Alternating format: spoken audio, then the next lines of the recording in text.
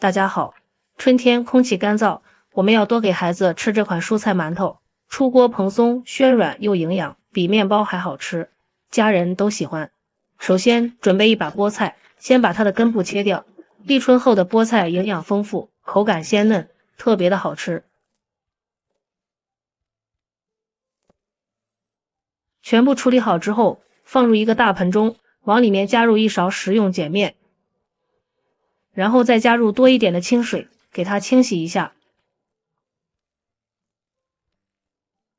加入碱面能更好的去掉菠菜上面的农药残留，我们要多清洗2遍。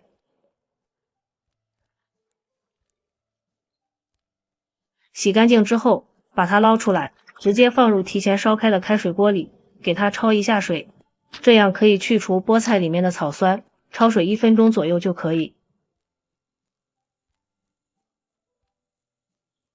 时间到了，把它控水捞出来，放入凉水中过一下凉，这样菠菜的颜色更加翠绿。然后用手挤干菠菜里面的水分，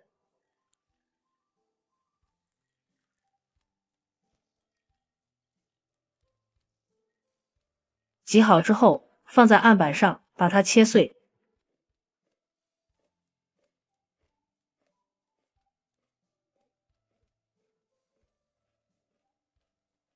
再把它剁得碎一点，口感更好。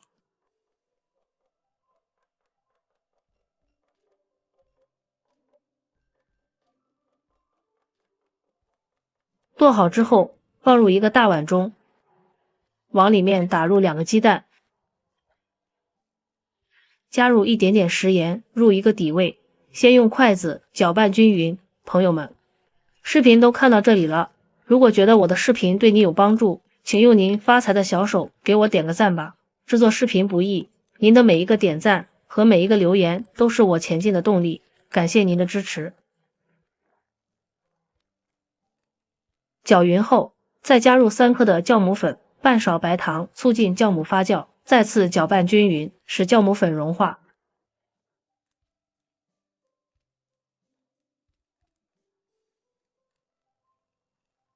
然后再加入适量的面粉，边加边搅拌，这里大约加入300克的面粉。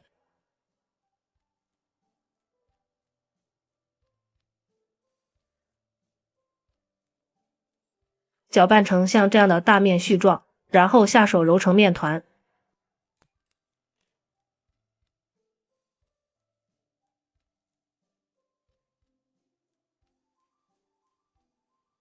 最后把它揉成一个偏硬的光滑面团就可以了，不用发面，直接移到面板上，再揉一揉。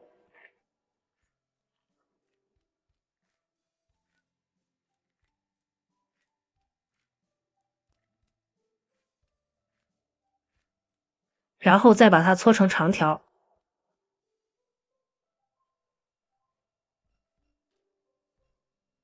再切成大小均匀的剂子，取出来一个剂子，再把它揉一揉，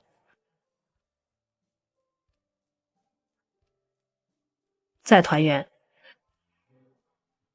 然后整理成一个馒头的形状。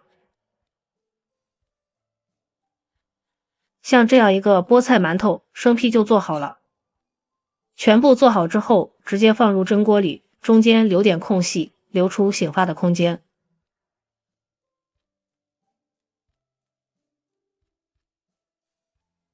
然后盖上盖子，放在温水锅里醒上20分钟。20分钟后，看一下我们的馒头生坯体积明显增大了许多，像这样就可以了。再给它盖上盖子，水开计时，蒸上15分钟。时间到了，又焖了2分钟，快速的打开盖子，哇，一股菠菜的清香味扑鼻而来，颜色翠绿，好漂亮呀！稍微的放凉，把它取出来，放入盘中就可以开吃了。